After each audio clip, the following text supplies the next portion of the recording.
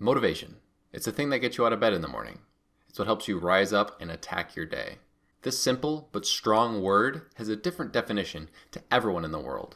For some of us, it comes easier than others. Or so you might think. Motivation is not this crazy, unattainable thing that none of us can ever have. It's something that each of us has within us, we just maybe haven't found it yet. After all, without meaning in our lives, what do we really have? So since we need to make the most of the life that we're living right now, make sure to hit that like button down below. Smash it for me, I'd really appreciate it, and it'd help me out a lot. So this might be the most cliche advice you've ever heard. You've probably heard it before, you've heard the phrase, find your why. But that's really what you need in order to achieve true motivation. What if you always wanted to accomplish that you quite never have gotten to? Now, I want to be clear here, it's not something like, you had a fleeting moment thinking about, I want to do this. No, it's something that's been in the back of your mind for a while, you just haven't been able to get to because of the things in your life that have gotten in the way. Do you hate your job? No, like hate your job. Really, I mean like hate your job. Do you hate it so much that you want to work from home? Do you hate it so much that you hate that 9-to-5 grind? Do you hate it so much that it's made you hate the concept of getting out of bed in the morning, driving to it, and having to do it?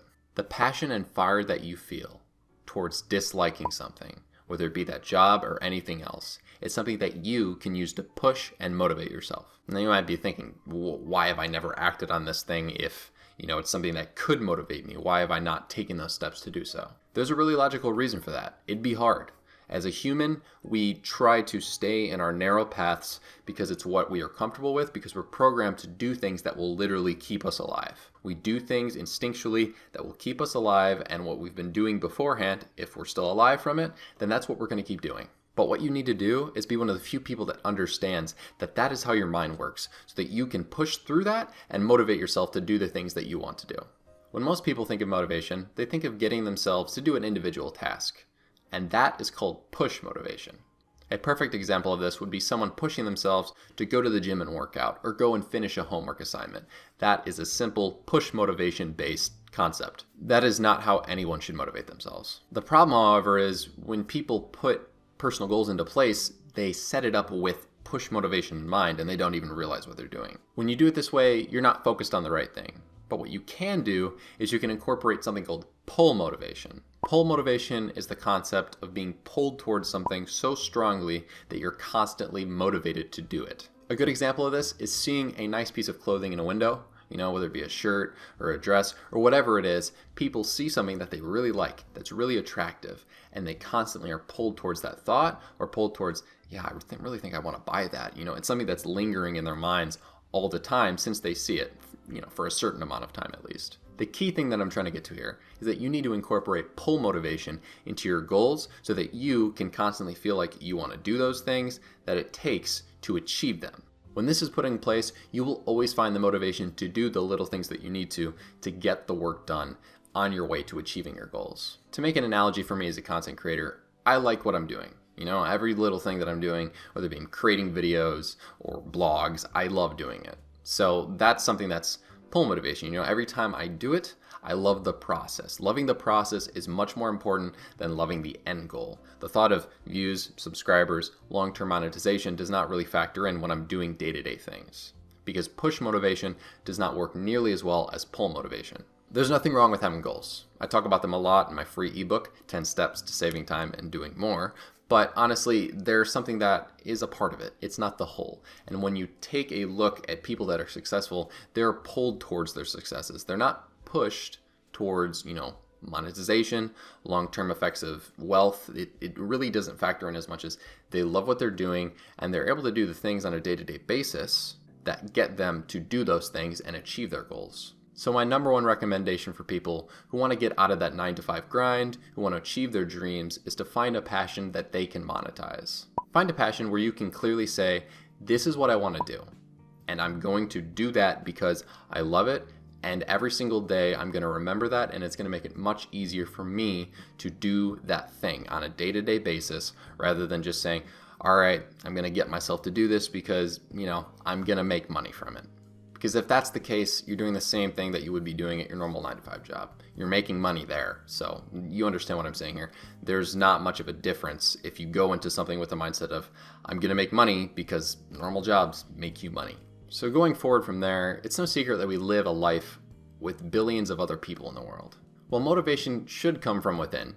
It's harder for our brains to understand intrinsic motivation, or motivation that comes from ourselves. This is because we're social creatures and we need to do something for other people as well in order for our brains to say, hey, this is something that's truly important, We're a social species, and that's something that's forgotten a lot of the time. So while in our pursuit of intrinsic goals, we need to find external motivation, whether it be for people within our family, our teams, whatever it may be. You see it all across the world, right? You see parents who say, I'm going to do this because I want my kids to have a better life than I had. I'm going to do this for my team because I want them to be successful. As a part of a group team, I understand what it's like to say, I'm going to do this because I have people counting on me. And that's something that you need to find with whatever passion project you want to push forward and you want to monetize and you want to make your full-time income, whatever it may be. Even if it's just a side income, you understand what I'm saying. So when it comes to your success story, find something that's greater than you. Whether it's a higher power or whatever it is, just find something that's outside of you that will also pull you towards wanting to achieve that goal. Because if you don't have something outside of you, you're going to be focusing on yourself a lot. And we only have so much willpower. So we need to really have somebody else sort of keep us accountable, whether they know it or not.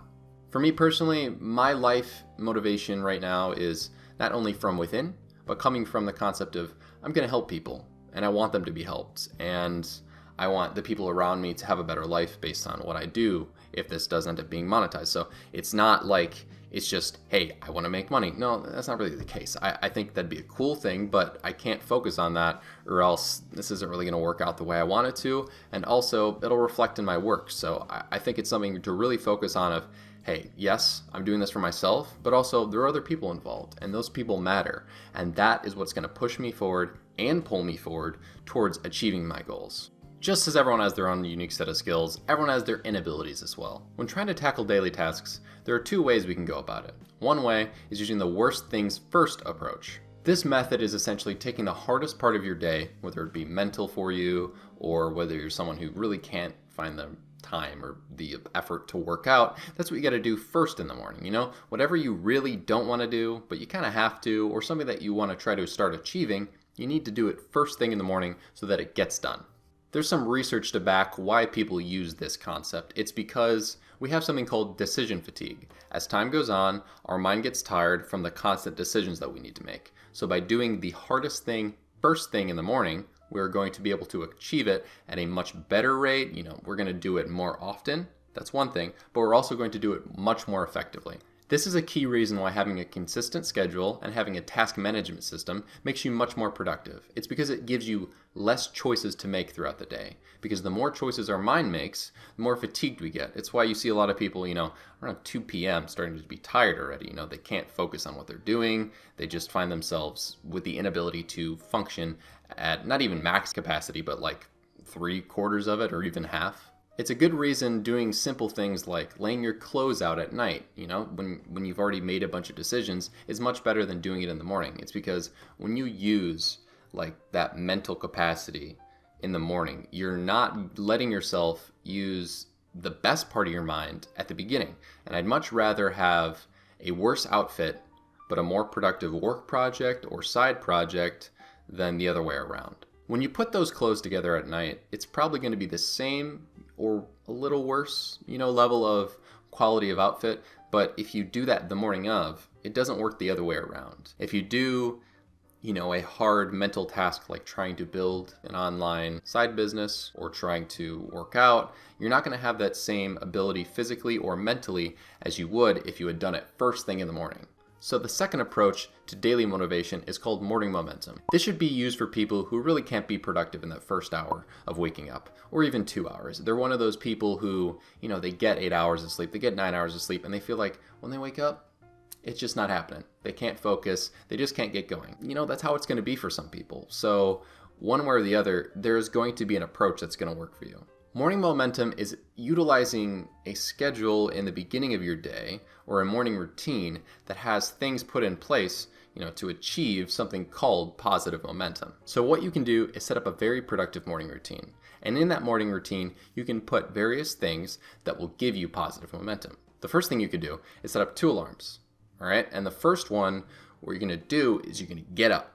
You're not going to hit snooze wait till the next one. You're going to immediately get up and start your morning on the right foot with some positive momentum. You could then do some really light exercise. If you have a pull-up bar or something like that, on a door frame, you can do some pull-ups or some push-ups or some sit-ups, something very light, get the blood flowing, even if it's just stretching, something positive, not something of groaning and saying, okay, I'm just going to scroll through Instagram for like 20 minutes before I do anything.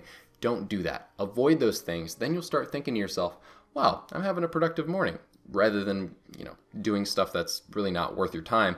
Then your brain's going to think, all right, I'm in that sort of positive momentum mindset, and it's going to keep propelling me forward to do different tasks throughout the day. So set up little markers in your morning routine where you think to yourself, wow, that was the right thing to do. I'm glad I did that. I'm proud of myself for doing that. So I just want to say both of these strategies, parts of them could work for both. Whichever kind of person you are, you can incorporate both ways. If you're someone who can't function in the first couple hours, using that positive momentum is going to be important, but you can still do something that's hard, not first thing when you wake up, but relatively early.